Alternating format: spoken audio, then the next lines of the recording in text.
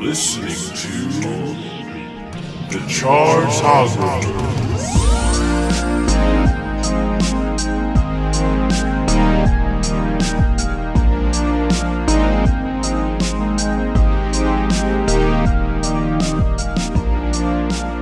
Hello, everybody! You're listening to the Chartographers, music-loving people, podcast, etc. So, hey, listen, we just went ahead and did the ranking of the Joni Mitchell and the albums, and of course, that is me, Evan Sadi, that is co-creator Taran O'Reilly, and special guest to the stars, Ali Keirn. It's me. How you doing? I'm doing good. Good. Hey, you know, we did this thing where we ranked all of Joni Mitchell's albums. This is the Happy Hour Minisode where we talk about whatever we want in relation to Joni Mitchell. All of her boyfriends? Well, to calm down there, Rolling Stone. But, also, yes. Also, before we start, we need to do the thing we do at the start of every Happy Hour Minisode, which is, what's the worst Joni Mitchell song of this era? Of this era? Uh-huh. Oh, man. Did you have one picked from later? No. I have one picked from later. Well, I mean, yes. Yes. Well, I will say Blue Motel Room, honestly, off of Hydra. Boom Boom Pachyderm. Boom Boom Pachyderm. It's an easy choice. Boom Boom Pachyderm. I have one that I don't think we even talked about in the main cast. It is Nathan Lafreniere off of Song to a Seagull. That's why that was early for me. Because it has this sound. I guess it sounds like a war horn. Or like some sort of alarm that someone blows into to alert the town that barbarians are coming. It's so awful to hear, regardless of the volume. And I don't understand why it would be included. And it's Just very to upsetting. piggyback off of you saying that you didn't understand, I'm going to say my least favorite Joni Mitchell song, the one I think is the worst, is I Think I Understand. Oh, wow. Yeah. Because I don't understand. I don't understand. See, Taran, I thought for you, Taran, it would be God Must Be a Boogeyman. Oh, yeah. Oh, shit! That's a good choice, too! God Must Be a Boogeyman. That is one thing I will say. Especially did we need the children's chorus? Come on. I mean, also, I remember you also having and listen, let's get into this before we have fun. Well, I was just going to say quickly, I was surprised at how many songs I was like, this is bad. I didn't expect that from her, but also, she is an experimenter. Allowed to fail, yeah. She's allowed to fail. She had so many more incredible songs that we can forgive a few stinkers. Right. Well, and remember you when you got into the lyrics of Otis and Marlena, changed how you felt about that. Well, I mean, yeah. It was a different time. Well, also, let's just talk about it. Let's just talk about Don Juan's Reckless Daughter. The album cover. Do you remember the album cover? Did you look at it? Let's pull up. Did you look at it this week though? Yeah, I did. I looked at it on Spotify though. So okay, let's just while Ali's here, we're pulling it up. The thing is, there's the album cover with the speech bubbles. The speech bubbles, besides Joni Mitchell in blackface as a black man, in her black character. Fam. You didn't know? No. I didn't know either. That's oh my god! So that was. Oh, I need more whiskey. So that was, Evan at the top of every main cast episode makes a "if you're nasty" joke, and this week's was unfortunately the name of her blackface character that she developed with her jazz friends for Don Juan's Reckless Daughter. His name is Art Nouveau. I know. No. And on the album cover, he can be quoted saying things. Well, have you found the sleeve? Oh, the sleeve. Because the sleeve is the worst part. Well, first of all, there's a worst part? There's also, so that right there. You mean to tell me Joni Mitchell's in blackface and there's a worst part? On the back part, that's Joni Mitchell as an Indian girl. No. And over here it says how. And it says how. Oh, yeah, but my question exactly, how could you do this, Joni? Right. I don't understand. On the sleeve of the actual record, there's another photo of Art Nouveau. Oh, it's not bad. And I believe it says, we're having a hard time finding it at the moment, but it says, I believe, Muslims, heh heh heh, but spelled with O's. Yeah. Oh, no. Yeah. It's, Oh, I see it. yeah. So, and it's one of those things where, and there was, like, also no. photos of her It's going in rough. blackface at parties, too. Oh, And no. the thing is that it kind of speaks to a little bit, and I think that we're going to use this as a way to kind of tangentially jump off here. I think part of the reason why she felt okay with it, and it's kind of glossed over with her legacy because it's Joni Mitchell. She's made a lot of great albums, but Well, because a lot of people don't know this shit, but now I know this shit, and I'm having to wrap my brain Yeah, around Right. it's hard to unknow. and I feel like the genuinely after Court and Spark was a success, after Help Me made the top 10, she still found herself opening for a lot of other male rock artists like Bob Dylan, contemporaries of hers at the time too, which she wasn't really a big fan of as well, and that's part of the reason why she also started moving towards jazz a bit. Jazz musicians loved her, and this is just speculation on my part, but I have a feeling that just being around black jazz musicians as well, and her, like, just being friendly with them, there was a sense that maybe, like, she describes this idea of this character and maybe gets a pass. It's still ill-advised. You gotta keep in mind, we're looking at this with 2021 eyes, and it's deeply not cool. It's deeply not good. But at the same time, I kind of want to pivot off that to talk about the retreat that she had from rock criticism as well, because before we get into her paramours, which Ali really wants to talk about as I well. just want to talk about all the incredible men that Joni Mitchell has gotten to fuck. But she also has kind of got... The thing is that when she... That's such a way of putting it. When she started dating Graham Nash, that was kind of a little bit of a power couple romance that kind of put her up there in the Sure. headlines, to the point where, when she started breaking through, Rolling Stone did an article calling her rock and roll's old lady.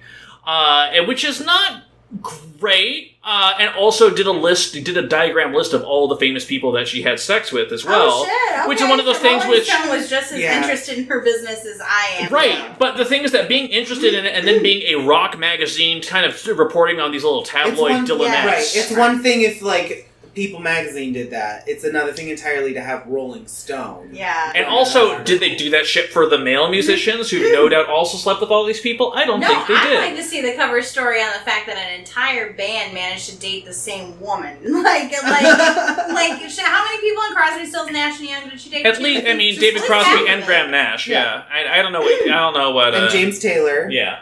So I'm saying, Very I want, famously. like, how And- can you be in a band with each other and you, like, date and fall in love with? Like, they didn't just, like, Well, fuck normally her, you call like, that they- Fleetwood Mac, so Yes, that's usually you're what correct. happens. I mean, you know, it was the free love era. For sure. Yeah. But I'm saying that the double standard is rampant. of, Oh, like, yeah. And then, let's not forget, Rolling Stone then went ahead and turned around and called The Hissing of Summer Lawns, quote, the worst album of the year when it Wow, came out. fuck you, Rolling Stone. So, it's just been like, it's been a fucking journey. Wow, what the fuck? You know what? My theory is that somebody that worked for Rolling Stone at the time tried to go out with Joni, and she was like, "No, thank you," and they were like, "Yeah, well, Joni Mitchell." That's my personal opinion. So, with that said, now that we've established that we're not Rolling Stone, Not Rolling Stone. yeah. Who is your favorite? I guess apparently James Taylor left her because he also she sings on "You've Got a Friend," Yes, which I he didn't. plays on a lot of blue. He plays Yeah. on Four four tracks, songs. yeah. I believe All I Want, Carrie, California. and A Case of You. Yeah. Which And- are like, those are four pretty incredible songs. Yeah, to pretty be incredible featured on. songs. Yeah, and then he just broke up with her because he became way too famous and just kind of, and apparently that left her Well, very and also a disillusioned. little thing called heroin. He got very involved with a little thing called heroin, and Joni was She is the heroine. I didn't. No. Nice. That's with an E on the. Okay.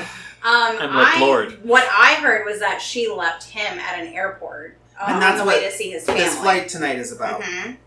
Okay. It's That's because- like he was taking her home to meet his family, like take that next step. But he was also developing a really pretty nasty heroin problem, and she was just like, she was at an airport having a connecting flight on her way to North Carolina to see his fam, and literally was like, I can't do this, and got on a flight back home. North Kakalaki. North Kakalak, come on and raise up, but Yeah. not for Joni Mitchell.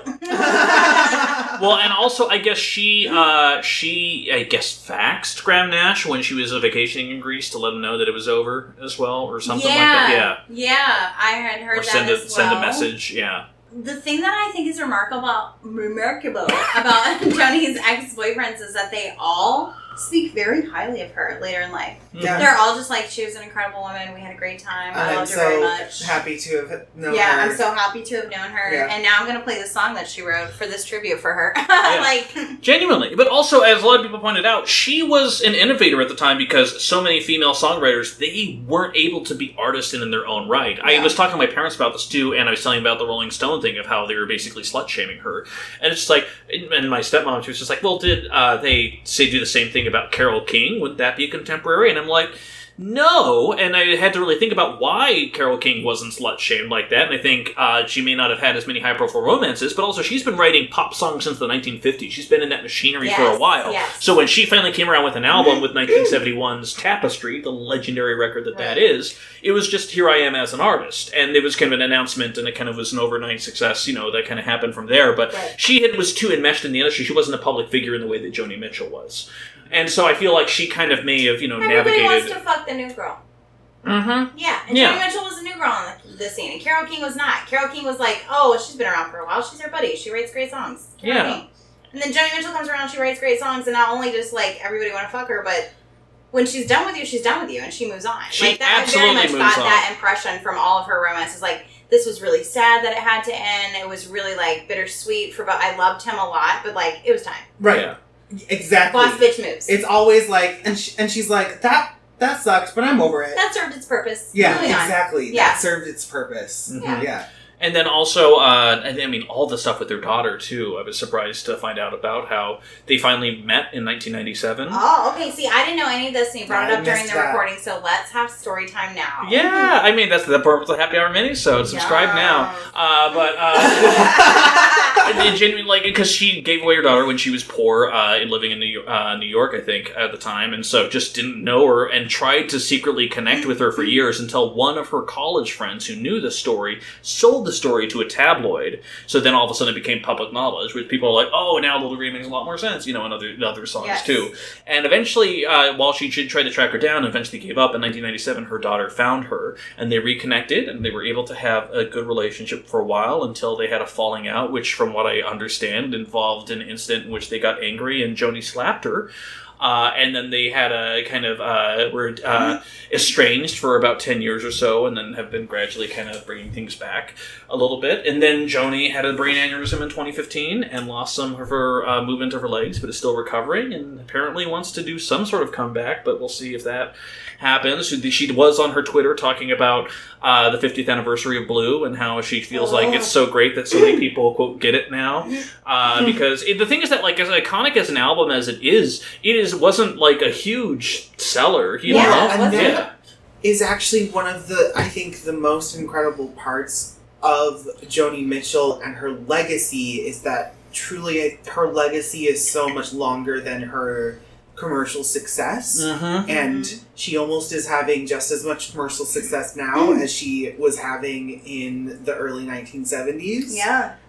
Because it truly, especially if you look at Spotify numbers, the songs that have hundreds of streams on Spotify were not hits for Joni Mitchell. Hundreds of millions of thousands. A Case of You even, this is actually a really fascinating point that I noticed. So in 1996, when she put out her greatest hits album that was just called Hits, and then she put out a companion piece that was just called Misses, of her favorite deep cuts. So it was all of the most famous, most popular songs, and then the deep cuts. A Case of You was on Misses. What? In 1996, that song was still obscure enough to be considered a deep cut. Well, what year did Practical Magic come out? Because this is what happened. This is the phenomenon here, folks. Oh, this is I'm here to tell you. I had no idea. This is how I got to fall in love with Joni Mitchell. So I grew up listening to the jazzy Joni, the later Joni, Hajira, and the Hissing of Summer Lawns, big time. That was my dad's favorite. Practical Magic comes out. It is, I think, still on HBO right now for streaming pleasure. Sandra Bullock, Nicole Kidman classic. 98. Okay, so the soundtrack for this movie slaps. It has 2 different Stevie Nicks songs on it, and it has Joni Mitchell's A Case of You. And that is how I found and fell in love with Blue. in 1998 Wow. when I was 15 years old, because I was born in 83. I heard that song on the Practical Magic soundtrack and was like, what the fuck is this? I didn't understand that heartbreak at the time. But something deep within me did. And I was like, I must seek this out and listen to more of it. And that is how I fell in love with folk song, Joni Mitchell. So I kind of felt like I discovered her all on my own, even though I grew up listening to her. Right. Because I grew up listening to a very different version. Yeah. And when that movie came out, and I heard that song for the first time, I was like, oh, this is what heartbreak sounds like. I mean, are you wrong? That's crazy. Yeah. That's a very probable help to its rise, because I also remember that during the late 2000s, when Pitchfork was at its peak, I remember at least 2 different like big indie names at the time covering A Case of You. And it also is now being included on like lists of the greatest songs ever written and things like that. And to hear my dad say it, that was not the case 30, 40 years ago. Yeah. It has, God damn it. Its profile as a song has completely changed. Yeah. And similarly, I'll always remember the first time I heard Big Yellow Taxi was fucking Counting Crows and Michelle Branch had a hit with it in like, what, 2001?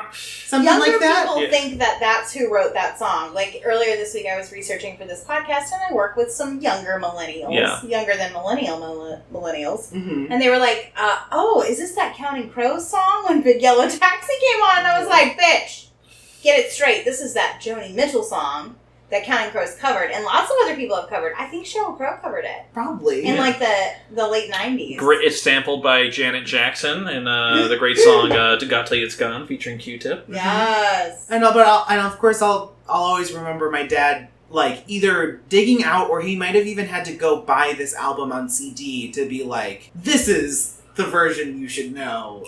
Even though like he was also a Counting Crows fan. Although also I guess she had a genuine hit off her live album Miles of Aisles with the live version of Big Yellow Taxi. And I don't know if it did better than the original Joni version, but I know it was enough to make Miles of Aisles a live album go gold, which was, pretty solid, I will say there. The question is, we limited ourselves, I think wisely, to this era of 1968 to 1979. Have you listened to any Joni after that era? A little bit, but I'm not invested enough to stay. You know what I mean? Like, I dip my toe in and I'm like, okay, you're still there, you're doing alright.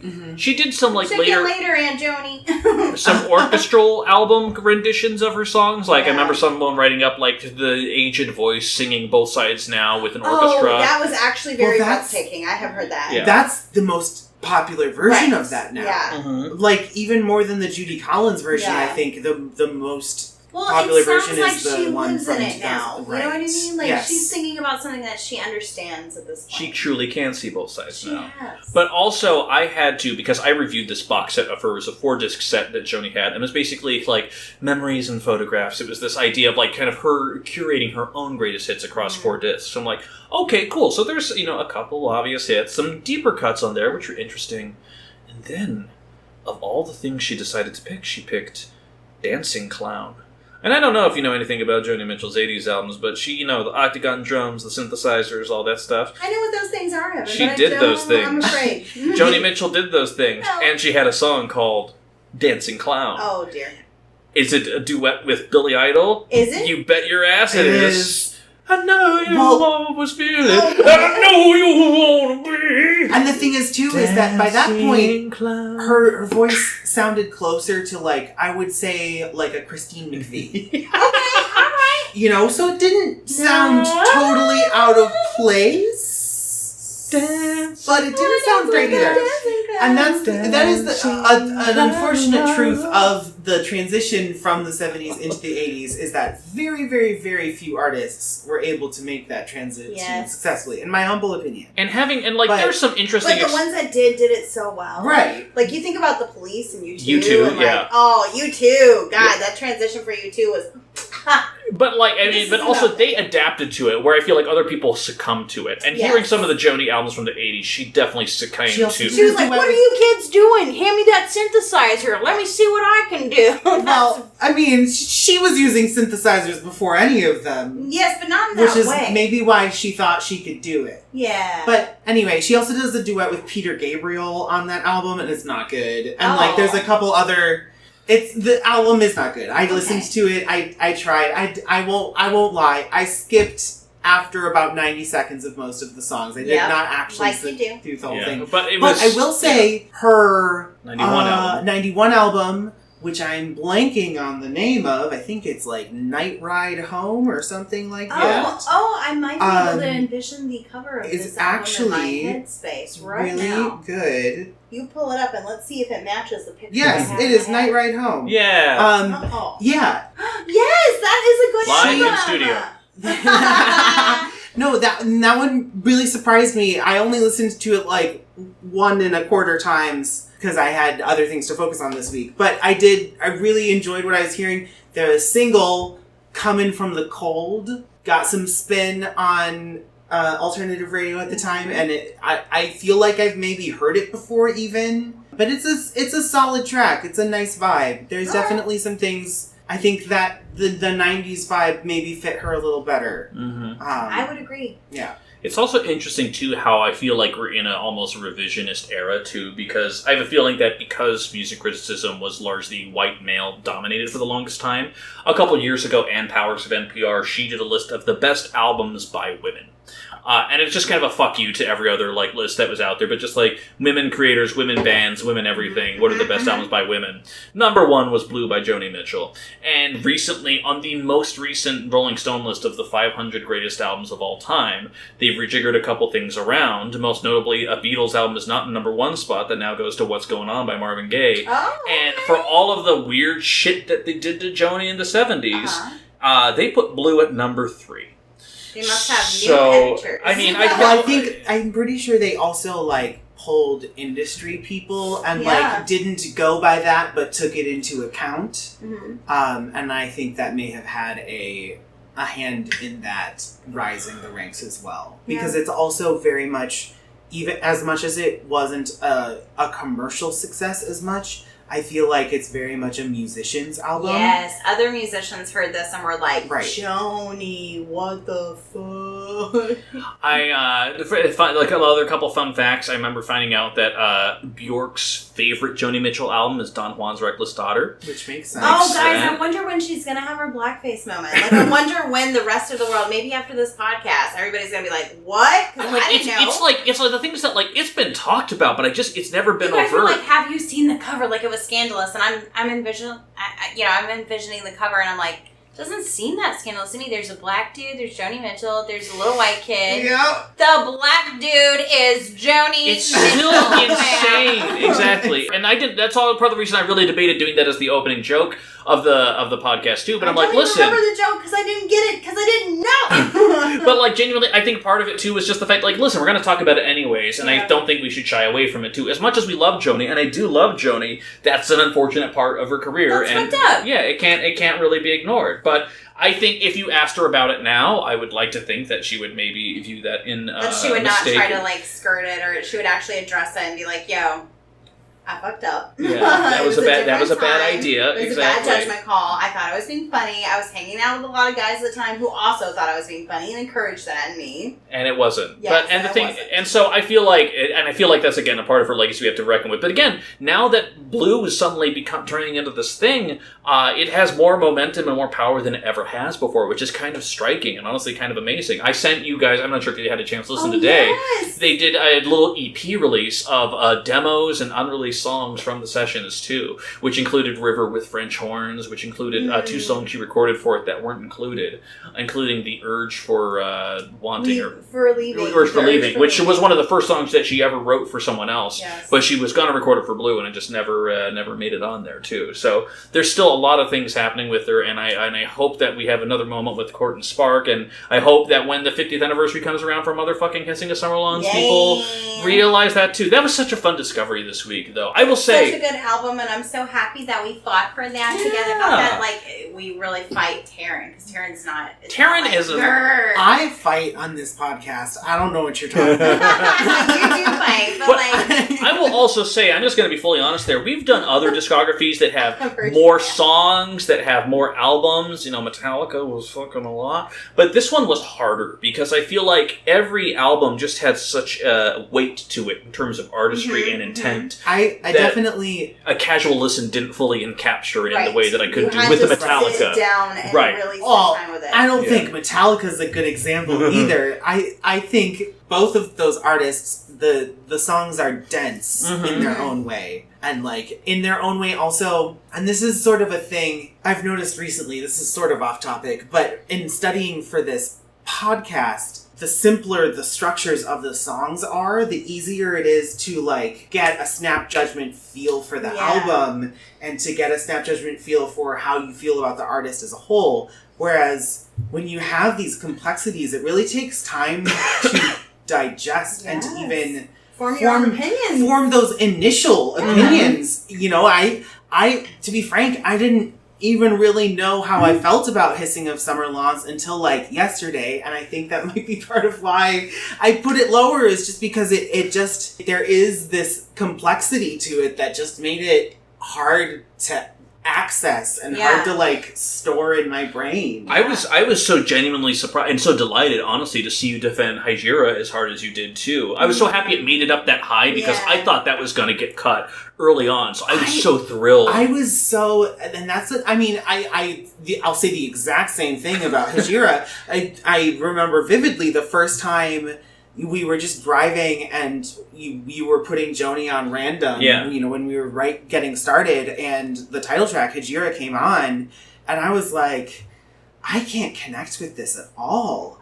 You know, I think it was something about the way that on that song specifically, it's the soundscape, and she has fully fallen out of any sort of, like, composed rhythmic vocal melody. It's very, she is almost off the rails. It's sung, but it's a spoken word sort of rhythm. It's very like conversational, and so I was like, this is so long, and I don't know if I can connect with it. And then by like my fourth time hearing the song, I was like, this is gorgeous. This is stunning. This is one of my favorite things I've ever heard. Like, I could put that Tell him you got those German measles. Tell him you got them germs. No.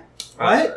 It's a line from Blue Motel Room. I forgot about. It is. Oh, God. I am shocked that Ladies of the Canyon only made it to number 7, given how many big songs it has on it. But what I really like about all these songs that you picked out for us, Evan, is that this particular like chunk of her career is such a slow and subtle and gradual progression that if you listen to these albums in order, you almost don't notice her making that shift from folk to rock to jazz. But if you sit down and you listen to Song to a Seagull followed by Mingus, you're like, who the fuck is this lady? Fully, 100%. Yeah. And that was, I didn't know she had that side to her. I had been completely not exposed to that at all. And so digging into that for the first time was very surprising. And again, I think almost just knowing that that's what I was getting into would have helped prepare me more for just digesting it. I love that side of her now that I've been able to spend time with it. Yeah. Any other thoughts, feelings, stories? I just love this lady. She's such a badass fucking lady, and at a time when it was not easy to be a badass fucking lady. Fully. Actually, that's another thing that I would love to just briefly touch on, is how incredible it was that she was, through just her actions, but also through her lyrics, just walking the feminist walk. Yes. And not needing to... I don't know that she ever explicitly said, like, I'm a feminist, but it's just so utterly clear through she doesn't have to. Her worldview and her storytelling that she is like, I am not going to put any single portion of my happiness behind it to sacrifice for a man. Yeah. And there's so many songs that are just about her just living her freedom and just doing the things that she wants to do and touring Europe by herself and going on an epic road trip by herself. Exactly. And just doing it all and fronting a jazz band and just Yes. like, you know, and it's just, I really think that that's another maybe reason why she connects so strongly with people now is because she just was so genuinely a strong, independent woman. Yeah, she was one of the original, like, fucking boss bitches. Like, back when it wasn't a cool thing to be a boss bitch. And the thing about Joni is that, like, a lot of the boss bitch ladies you look back on now and you're like, oh yeah, she was a boss bitch. That was cool. But people knew that about Joni then. Like, people respected that about her then. They were like, oh, you're a boss bitch. Okay, get it. Yeah, got it. Check. But also, I feel like that's why, when critically, the male establishment probably slut-shamed her for that, too. Where just, how dare this woman, writing her own songs, being this independent person in the industry, is able to do all these things and leave these people. It's like one person, how you don't talk shit about one person in the industry, but not all the guys that she slept with who are also in the industry. Like, why don't you talk David about Crosby, an asshole? Tell me more. Tell me more. Yeah, I know. It's very fast. She writes lyrics about people's receding hairlines. Any I enjoy favorite it. any favorite Joni Mitchell covers? Covers? I mean, you know, Not that I can think of. Like, I Counting Crows and Vanessa Carlton, for me, just, you know, out the gate. Let me Really? think about it. Hang on, let me think about it. I think probably for me it's going to be the Crosby, Stills, Nash & Young Woodstock because that song is so, the way that they arrange it is so beautiful and epic and so like, it sounds like Woodstock. It sounds like you're at Woodstock. And it's also just so utterly different that I fully respect them as separate pieces of work. Too. Correct. Yeah. It doesn't feel like the Counting Crows Big Yellow Taxi cover. That just feels like a straight up like, we sang her song. Wasn't it good? Yeah. Taran was amazed. So I was able to quote a Joni Mitchell meme to him earlier in the week, and it was just like this like emotion thing mixed with words, and it was just early. It was so stupid. It was just like, turn me on. I'm a radio. Oh. Which like I can't, it was like years ago when I saw it, but it always stayed with me. And I It was like, just- I can't believe you just had a Joni Mitchell meme at the ready. Oh, God. I also love that about Joni Mitchell, especially in the case of, like, Turn Me On, I'm a Radio. Her ability to say fuck you with a smile on her face. So, yeah, Her it's ability beautiful. to be like, I wrote you this saccharine sweet song, and I'm going to look you in the eyes and I'm going to smile at you, but the subtext is that fuck you, you're an asshat, I hate you, and I the can't horse believe you I'm were doing not. this shit. Yeah. Right. Then also, I remember on one of the Joni Mitchell tribute albums, I haven't heard it yet, but I know Bjork does the boho dance, which seems Very fitting. incredible. And I think it was Katie Lang doing River, if I'm not mistaken. Oh, I'm on board. Yeah. Was it River? Or A Case was of it? You. I don't I know. hope it Yeah. was River, because Constant Craving has those same long... Potential future Chartographers artist? No, I mean, not that's- for me. Not for me. I only like that one song. Well, that's Katie Lang is an artist specifically that I think of that, like, when I hear Joni Mitchell, I go, oh, this is what, like, I'm sure this is what Katie Lang grew up loving. Yes, like, I just yeah. hear so much, not pulling directly from, but like Yeah. references to in the song structure and the way the vocals lilt. Yeah. Totally. How is Taylor Swift's Folklore not a Joni Mitchell album? I feel like...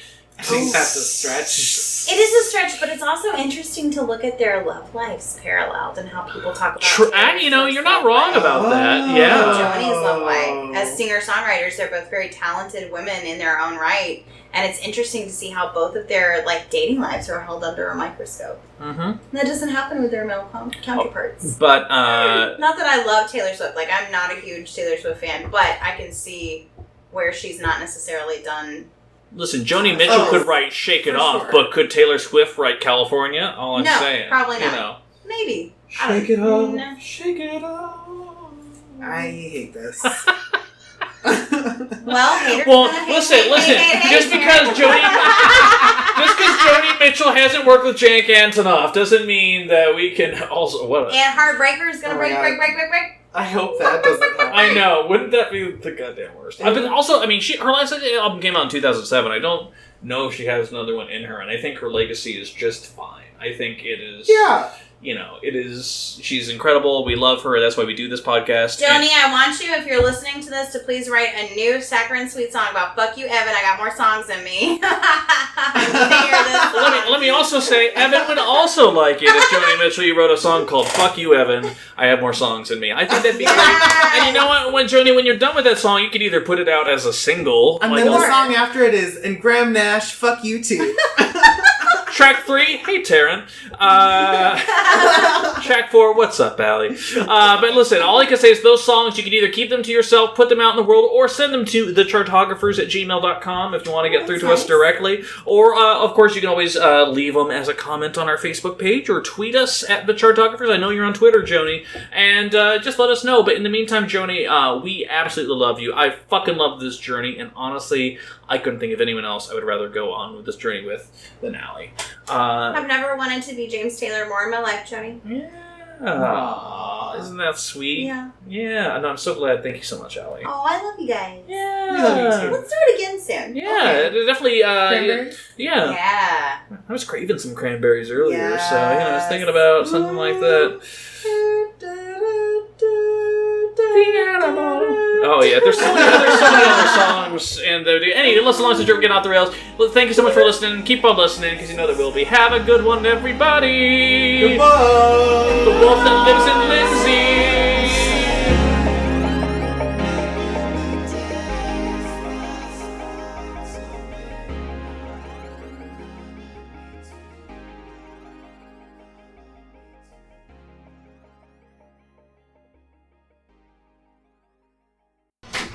Okay, we do this. Okay, we're ready.